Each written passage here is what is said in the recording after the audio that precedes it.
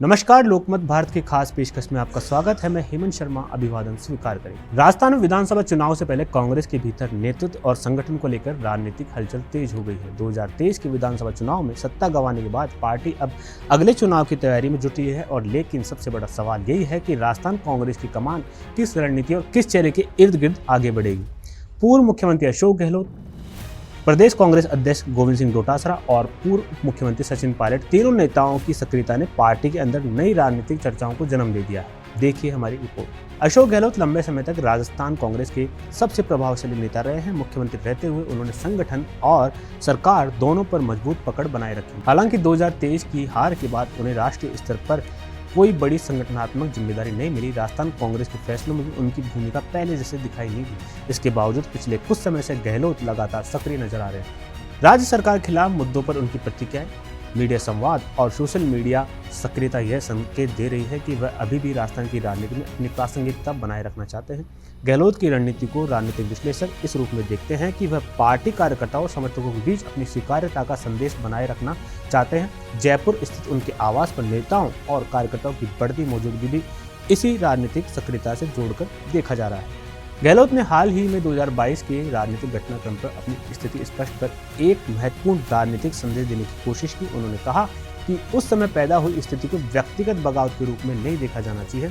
साथ ही उन्होंने 2020 में सचिन पायलट खेमे के मानेसर जाने की घटना का भी उल्लेख किया। राजनीतिक जानकारों के अनुसार यह बयान कांग्रेस नेतृत्व के सामने अपनी भूमिका को संतुलित तरीके से रखने का प्रयास था। दूसरी ओर सचिन पायलट ने इस पूरे घटनाक्रम पर आक्रामक रुख अपनाने के बजाय संयमित प्रतिक्रिया दी। उन्होंने अशोक गहलोत को पिता समान बताते हुए राजनीतिक मर्यादा बनाए रखी। पायलट की यह रणनीति भी महत्वपूर्ण मानी जा रही है क्योंकि वह लंबे समय से राजस्थान में युवा नेतृत्व और संगठनात्मक बदलाव के चेहरे के रूप में देखे जाते रहे। इस बीच प्रदेश कांग्रेस अध्यक्ष गोविंद सिंह डोटासरा के बयानों ने पार्टी की आंतरिक राजनीति को नया आयाम दिया है और डोटासरा लगातार यह संदेश देने की कोशिश कर रहे हैं कि कांग्रेस किसी एक नेता के इर्द गिर्द नहीं बल्कि संगठन के आधार पर आगे बढ़ेगी। उन्होंने साफ कहा कि पार्टी किसी व्यक्ति से बड़ी है और संगठन को मजबूत करना उनकी प्राथमिकता है। डोटासरा का यह रुख कांग्रेस के भीतर बढ़ते व्यक्तिवाद के खिलाफ संदेश के रूप में देखा जा रहा है। राजनीतिक हलकों में इसे अप्रत्यक्ष रूप से उन नेताओं के लिए संकेत माना गया जो अपनी व्यक्तिगत राजनीतिक ताकत के आधार पर पार्टी में प्रभाव बनाए रखना चाहते हैं। डोटासरा यह स्थापित करने की कोशिश कर रहे हैं कि आगामी चुनाव में टिकट वितरण, रणनीति और अभियान संगठनात्मक ढांचे के माध्यम से तय होंगे। कांग्रेस नेता राहुल गांधी के राजस्थान दौरे के दौरान भी संगठन को लेकर कई राजनीतिक संकेतों की चर्चा हुई। सार्वजनिक मंचों पर डोटासरा और नेता प्रतिपक्ष टीकाराम जूली के साथ उनकी मौजूदगी को पार्टी के नए नेतृत्व ढांचे के समर्थन के रूप में देखा। हालांकि कांग्रेस की ओर से नेतृत्व परिवर्तन को लेकर कोई आधिकारिक घोषणा नहीं की गई है, लेकिन पार्टी के भीतर यह चर्चा जरूर तेज हो गई है कि भविष्य की राजनीति में केवल गहलोत और पायलट तक सीमित समीकरण नहीं रहेंगे।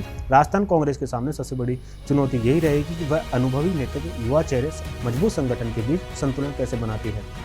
गहलोत के पास लंबा और प्रशासनिक अनुभव और व्यापक राजनीतिक नेतृत्व है। पायलट के पास युवा वर्ग और प्रदेश की नई राजनीतिक पीढ़ी में पकड़ मानी जाती है। वहीं डोटासरा संगठन को केंद्र में रखकर अपनी भूमिका मजबूत कर रहे हैं। आने वाले समय में कांग्रेस की रणनीति इस बात पर निर्भर करेगी कि पार्टी चुनावी मैदान में किस चेहरे को आगे करती है और संगठनात्मक फैसलों में किस तरह संतुलन बनाती है। फिलहाल राजस्थान कांग्रेस में सत्ता वापसी की कोशिशों के साथ नेतृत्व की नई तस्वीर तैयार होनी जा रही है।